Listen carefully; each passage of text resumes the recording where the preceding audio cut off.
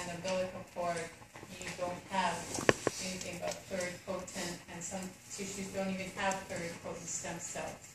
Bone marrow does. So these will divide and then form the stem cells that will then go down more restricted development. The lymphoid stem cells will only produce the lymphocytes. The myeloid stem cells are going to produce the ones that will form your granulocytes. You'll also be able to form your megakaryocyte and also your erythrocyte. So the myeloid is still going to have capabilities of forming more than one cell line. The monoblast cell line, some people say it's part of the myeloid stem cell, and others say, well, maybe not. So I'm not sure what Martini's idea here is, because he doesn't really have it included as part of the myeloid, and he shouldn't have it included as lymphoid. Okay, so erythrocytes. You start out with a pretty big cell, and it has no red color at all to it, cytoplasm. It's going to get smaller as it gets bigger. The nucleus is going to get more and more condensed, and then at this stage, it's actually extruded from the red blood cell. The organelles that are in these proerythroblasts will start forming the hemoglobin, and as they do that, the cell will start to get redder, and then as the organelles break down and the nucleus is extruded, you're left with what can remain with the enzymes then be formed in the way of hemoglobin within the cell. So we have a nucleated red blood cell and then an anuclear red blood cell, which is called a reticulocyte. Reticulocytes still have remnants of organelles. So you'll see what are referred to as basophilic stippling. If you've taken an art class, sometimes they'll make you do art stippling. So you get a pen, usually it's India ink, and you make your picture by making little dots. And then you form the picture that you want. I did that in an art class once. It's forever to draw a picture. So you don't want to do anything complicated, but some people get a lot of enjoyment sitting there and making little dots to make a picture and make beautiful pictures. So anyway, that is a stippling process. These little dots that remain of the organelles, they pick up the basophilic dye, as most organelles do. And so because they look like little dots, they call it basophilic stippling. When you get to the mature red blood cell, all the organelles have been broken down completely, and you condense the hemoglobin, and the internal cytoplasmic skeleton has now caused the red blood cell to dimple in on both sides. So now you've got a biconcave disc that's about 7 to 8 micrometers in diameter. Megakaryocytes, they start out small, but then become huge, and their nucleus actually becomes bigger than their upstream stem cell. So a lot of people think that some of these cells that are progenitor cells are going to fuse together to form these really, really large megakaryocytes. And the artist has drawn the erythrocyte rather big. And actually, the erythrocyte is very, very small compared to the megakaryocyte. Megakaryocyte will have the outer part of its cytoplasm that is fragile enough that when blood flows past it, parts of the cytoplasm and plasma membrane break off, and that's your platelet. And it will have chemicals. You'll see dots inside the platelet, and those are the chemicals that will be important for clotting. The myeloblasts will then divide and form your basophilic cells, and you'll start to accumulate the basophilic granules, and as they accumulate, they will soon obliterate the nucleus. You won't be able to see the nucleus.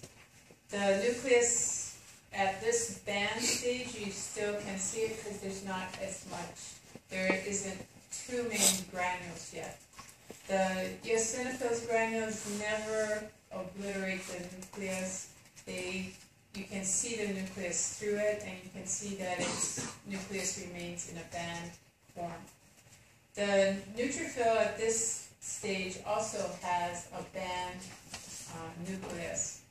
But when they're ready to be released into the blood, you don't see the nucleus of the basophil because of all the dark purple staining granules. You'll see the band form of the eosinophil, and then you'll see that the nucleus of the neutrophil has already started to form little lobules. So 4 lobules already will exist, and they'll usually develop one more. So it's usually 3 to 5 little lobules that you'll see in the peripheral blood. Whenever you see a band nucleus of a neutrophil, you know it's a neutrophil because it's staining its granules kind of azurophilic. Then you know that something is stimulating the bone marrow to release these neutrophils early, before they're fully mature. And that's usually a sign that you have an infection somewhere in your body. So if they're not sure where the infection, what is wrong with you, they might do a blood test, do a differential count. If they see that there is a large number of these banded neutrophils in your circulatory system, then they'll start looking for an infection somewhere.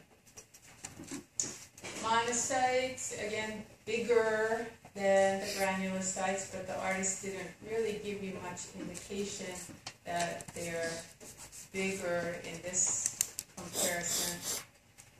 And the lymphocyte is actually much smaller than the granulocytes, and it's way smaller than the monocyte, and they again didn't give you that indication here.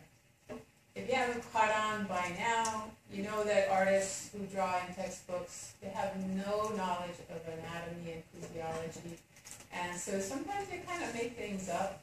They don't know the importance of making a lymphocyte small and a monocyte big. So they just do their own thing.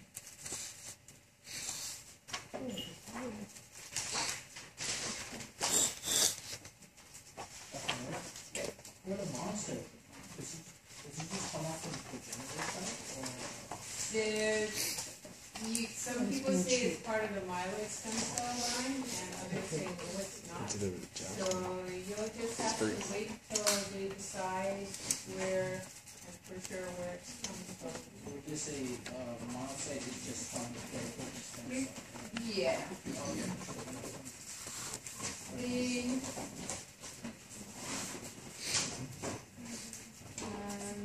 There is another term, I'm blanking on it right now.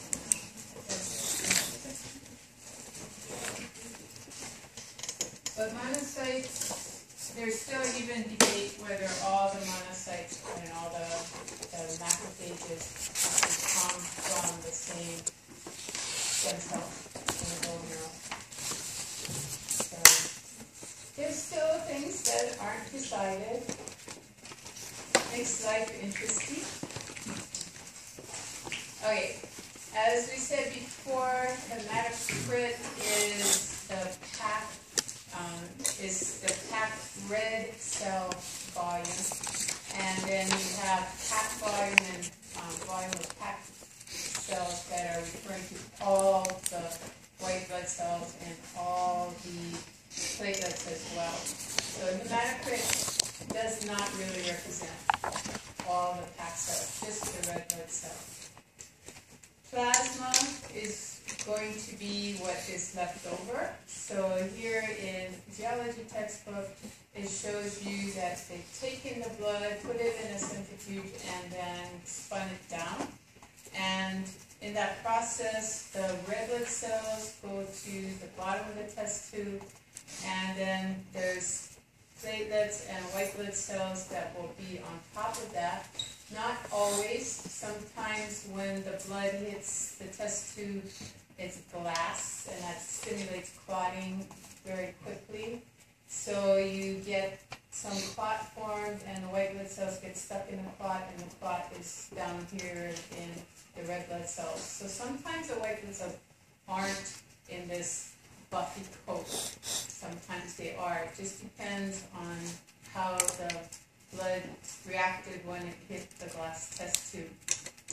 The erythrocytes are about 45%. So what you would do is take a measurement of the whole volume, or you could just, if this was a capillary tube, you just put it on a ruler, determine the number of millimeters that you have of blood, and then you determine what percent is red blood cells and what percent is plasma. So it's sort of like calculating your grade. You have the total volume and how many did you get right, that's the red blood cells, and divide that by the total, and that's the percentage that you have. So erythrocytes about 45%, but can vary, and we'll see that on another slide. Buffy coat, white, which are the leukocytes and platelets, is going to be less usually than 1% of the volume, and then the remainder is plasma. Plasma, as we're going to see a little bit later, this is where if you just leave it alone, it's going to, because it's in contact with the glass, you're going to get a clot form. You stick, usually what they do is get a toothpick, if it's a small test tube, or